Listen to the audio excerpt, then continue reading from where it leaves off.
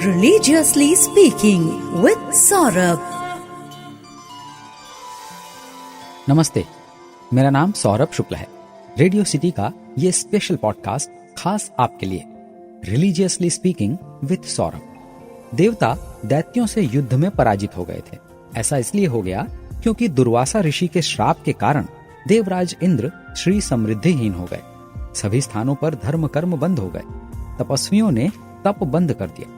देवताओं का तेज लगभग समाप्त सा हो गया। इस अवसर का लाभ लेकर दैत्यों ने देवताओं पर आक्रमण कर दिया और देवता युद्ध हार गए। सभी ब्रह्मा जी के पास गए तो ब्रह्मा जी समस्या के समाधान के लिए उन्हें भगवान विष्णु के पास ले गए। भगवान विष्णु ने उन्हें इस समस्या के निराकरण स्वरूप अमृत प्राप्ति के लिए समुद्र मंथन करने का सुझाव दिया।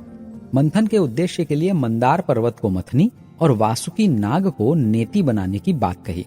भगवान विष्णु जानते थे कि मात्र देवताओं की शक्ति से यह कार्य संभव नहीं है। इसीलिए उन्होंने दैत्यों को भी इस कार्य में जोड़ने को कहा। दो परम शत्रुओं को एक काम के लिए जोड़ना असंभव सा काम था, लेकिन उन्होंने देवताओं को ऐसा करने का आदेश दे दिया था। ऐसा करने के पीछे सिर्फ दैत्यों की शक्ति का उपयोग करना ही नहीं था, बल्कि लार्जर गुड के लिए शत्रु को मित्र बनाकर अपने कार्य को सिद्ध कर लेने और आगे बढ़ने का संदेश भी था। पराजय के अपमान से ग्रस्त देवताओं को हीन भावना या उनका कॉन्फिडेंस लूज हो गया हो या बाय एनी चांस किसी भी प्रकार का घमंड हो, तो इस मेंटल फेज से बाहर निकलने का भी यही रास्ता था। भगवान विष्णु से आज्ञा लेकर देवगण अपने परम विरोधी, द्वेषी, शत्रु दैत्यों से संधि करने के उद्देश्य से उनके पास गए। देवताओं ने दैत्यों को अमृत प्राप्ति के विषय में समझाया। अमृत की बात सुनकर दैत्य इस कार्य के लिए तैयार हो गए। होना ही था। अमरत्व की प्राप्ति का लोभ होता ही ऐसा है कि परम शत्रु भी मित्रता करने को तैयार हो जाए। दैत्य सदल बल समुद्र मंथन के लिए तैयार हो गए, लेकिन अभी बहुत सी तैयारियां बाकी थीं। समस्त प्रकार की औषधियों को क्षीर सागर में डालना, मंदार पर्वत को स्थापित करना, वासुकी नाग को नेति बनाना, ये सारे कार्य भी करने तो अभी बाकी ही थे। दानवों और देवों ने साथ मिलकर इस कार्य को संपन्न किया। मंदार पर्वत समुद्र में स्थापित किया गया। वासुकी नाग नेति बने। एक ओर से देवगण और एक ओर से दैत्य मंथन करेंगे, ये निश्चित हो गया। अब एक और बड़ी समस्या सामने आ गई। किसी काम को करने में समस्याएं जितनी जल्दी आ जाएं, उतना अच्छा, क्योंकि बड़े काम करने में समस्याओं का आना तो निश्चित ही है। तो बेटर है कि जल्दी ही आ जाएं और जल्दी उनका सॉल्यूशन निकाल लिया जाए। वैसे भी किसी काम को करने में अगर समस्याएं ना आए तो समझ लो कहीं कुछ कमी रह गई है। छोटी बड़ी अड़चनें और समस्याएं तो आनी ही चाहिए। समस्याएं अनुभव बढ़ाती हैं एंड हेंस काम पक्का करने की हमारी योग्यता भी। तो अब क्या समस्या आ गई थी? बड़ी जेन्युइन समस्या थी।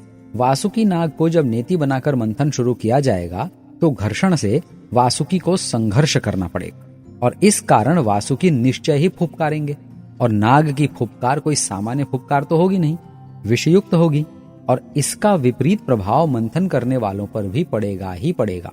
राइट? एक ओर से देवगण और एक ओर से दैत्य मंथन करेंगे, ये निश्चित हो गया, लेकिन कौन किस ओर होगा ये निश्चित करना बाकी था। तो जो भी वासुकी के मुंह की ओर होगा उस पर विषयुक्त फुफकार का विपरीत प्रभाव पड़ेगा, ये तय था। देवताओं ने इस बात को फोरसाइट कर लिया था और इसी बात से चिंतित थे। वे दैत्यों को वासुकी के मुंह की ओर रखना चाहते थे और स्वयं पूंछ की ओर रहना चाहते थे, लेकिन दैत्यों को इस बात के लिए मना पाना असंभव था। सभी देवगण इस चिंता के समाधान के लिए पुनः भगवान विष्णु के पास गए और उनसे अपनी बात कही। भगवान विष्णु ने देवताओं को सुझाव दिया कि वे दैत्यों को पूंछ की ओर रहने का प्रस्ताव दें और स्वयं मुंह की ओर रहने की इच्छा व्यक्त करें। दैत्य इसमें किसी षड्यंत्र का अंदेशा करेंगे और बात नहीं मानेंगे और मुंह की ओर रहने पर अड़िग हो जाएंगे। देवताओं ने ऐसा ही किया। स्वयं मुंह की ओर रहने की प्रबल इच्छा व्यक्त करते हुए दैत्यों को पूंछ की ओर जाने को कहा। दैत्यों को लगा कि देवता छल करके कुछ अधिक प्राप्त कर लेना चाहते हैं, इसीलिए दैत्यों ने देवताओं की बात नहीं मानी और वासुकी के मुंह की ओर से समुद्र मंथन करने पर अड़ गए। देवताओं ने थोड़ी चर्चा डिबेट की और फिर दैत्यों को मुंह की ओर रखने के लिए तैयार हो गए। यहाँ एक बहुत महत्वपूर्ण बात पर आपका ध्यान आकर्षित कर रहा हूँ। किसी काम को करने के लिए अवेलेबल ह्यूमन रिसोर्स की कैपेसिटी के साथ साथ उनके नेचर से भी पूरी तरह से परिचित होना आवश्यक है, तभी डिजायर्ड रिजल्ट मिल सकता है। दानवों को मुंह की ओर रखने में यही बात काम आई। समुद्र मंथन में एक वैज्ञानिक कार्य अभी बाकी था। पर्वत को समुद्र में रख दिया जाए और मंथन किया जाए तो पर्वत घूमेगा कैसे? बेस तो सपाट है और घूम भी गया तो अत्यधिक बल की आवश्यकता होगी। इसका उपाय भगवान विष्णु ने बड़ी ही सहजता से निकाला।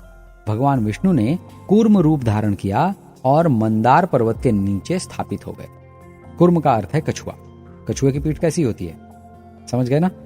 ये था भगवान विष्णु का कूर्म अवतार। पर्वत के बेस को कछुए की पीठ मिल गई।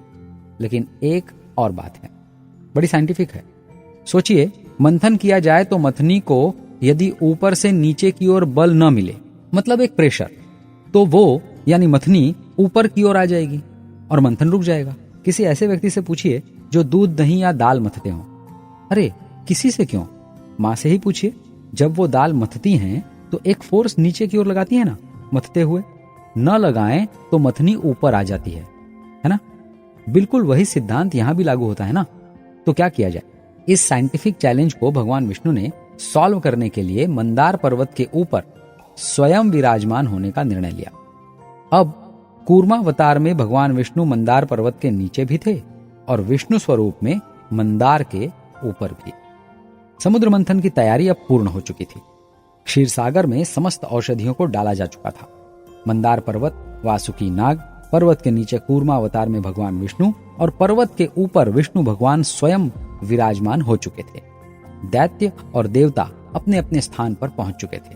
पूर्ण वेग से समुद्र मंथन प्रारंभ हुआ। रिलीजियसली स्पीकिंग, ये एक साइंटिफिक बात है। सनातन धर्म में सारे कार्य विज्ञान के आधार पर ही डिसाइड किए गए हैं या विज्ञान को ध्यान में रखकर इंप्लीमेंट किए गए हैं। ऐसे ही नहीं है। समुद्र मंथन की घटना में विज्ञान समाहित है। समुद्र मंथन में आगे की कहानी आपको सुनाऊंगा अगले एपिसोड में। समुद्र मंथन की कहानी बहुत बड़ी है और तर्क और विज्ञान से भरी है। सनातन धर्म में बतलाई गई बातों को अंधविश्वास नहीं, विज्ञान की कसौटी पर रखिए और अपने धर्म की बातों को रिलीजियसली फॉलो कीजिए। जय राम जी की। Religiously Speaking with Saurabh.